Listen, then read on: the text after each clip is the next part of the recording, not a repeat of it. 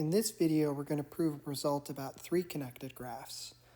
And the result is the following. If you have a three connected graph, then there exists an edge of the graph such that when you contract the edge, the resulting graph is still three connected, with the obvious exception that your graph needs at least 4 vertices. So we're going to prove this result by induction on the number of vertices, with the obvious base case being 4 vertices, which we will skip. So suppose that G is 3 connected, and suppose that for every edge in your graph, the connectivity of the contraction is 2. Then we see that for any edge in your graph, between x and y, if you contract that edge, you've got a separator of size at most 2. If our contracted vertex is not in this separator, then S is actually a separator for G, which contradicts the fact that G is 3 connected. So our separator must include the contracted vertex and some other vertex. But then these 3 vertices before we contracted must be a separator in our original graph. Moreover, each of these 3 vertices has to have at least one neighbor in each component of what happens when we remove x, y, and z from G. Otherwise, again, we'd be able to find a smaller separator in G, which would be a contradiction. So then what we do next is let's choose an edge of our graph and a vertex z such that x, y, z is a separator of our graph, and we're going to choose a component of the deletion, and the point is to make all these choices so that this component is as small as possible. So this means we are minimizing over 3 things: pairs of edges, a third vertex such that you get a separating set, and components. So after making this choice, let's take a vertex in our component that is adjacent to z from our separator. So the idea here is that we've got our edge xy, our third vertex in our separator z, and a neighbor of z in our component c. Of course, our point is that given any edge, we're going to be able to find this third vertex so that we have a separator. And since xy is in our graph, we're going to change pictures here, and we've got our edge zv and some vertex u, and it's now a separator. And the point is there's going to be a component of this separating set that does not include any of the endpoints of our edge. As we said earlier, every vertex in our separator has to have a neighbor in every component. So that means vertex v has to have a neighbor in here. But that means that neighbor must have been in C to begin with. And this forces C to be, or D to be a subset of C. And it has to be a proper subset because D does not include the vertex V. And so we've managed to find a smaller component, thus obtaining a contradiction. And so what must be the case? It must be the case that not every edge can be contracted to get a 2-connected graph. In other words, there must be an edge so that when you contract it, you get something that's still 3 connected. So what can you do with this lemma we just proved?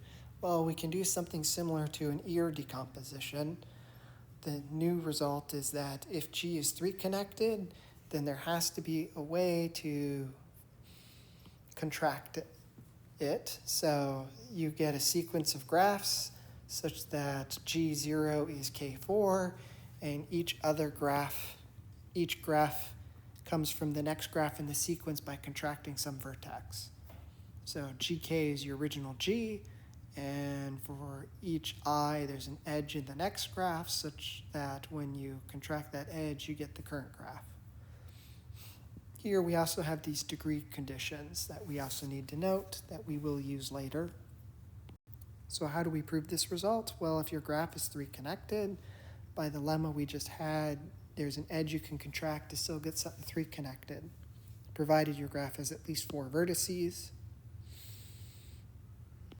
By Menger's theorem, there has to be 3 UV paths, so this guarantees that the degrees of our 2 vertices are at least 3. So now we've got a contracted graph, so we can use induction to create a sequence for this contracted graph. So it goes from G0 up to GK, where GK is this contracted graph. And we have these properties that each gi is obtained from the next one by contracting some edge with these degree constraints. Well, now all we have to do is tack g onto the end, because gk is g contracted uv, where u and v satisfy the degree constraints. So that's the forward direction. If you have a three-connected graph, you have to be able to contract from your original graph down to the K4 by contracting one edge at a time. So then we have to prove the reverse direction. So given such a sequence where each graph is a contraction of the next one, and since that G0 is K4, we want to prove that all of these are that GK is three connected. Well, we have the advantage, of course, that by induction, G0 to GK minus 1 satisfies the conditions of our construction, and so all of these are three connected, and moreover, GK is obtained from GK minus 1 is obtained from GK by contracting an edge that satisfies these two degree constraints. So what are we going to do? We want to argue that GK is three connected. So we argue by contradiction. Suppose it has a separator size at most 2. If this separator has nothing in common with our vertices u and v, or uv is entirely contained in our separator, then gk minus 1 is not three connected, because it'll have a separator size at most 2. And so this means our separator has at least exactly one vertex from our edge. So then that means the other vertex has to lie in some component of gk minus s. So let C be that component with the other endpoint. And then just let W be some other vertex in our component. Then S happens to separate W in gk minus 1, which is a contradiction. Therefore, the number of vertices in this component is exactly 1. It's the other endpoint of our edge, which creates a problem because it means that the maximum degree of whichever vertex is in the component has to be at most 2, which contradicts our assumption that these both have degree at least 3.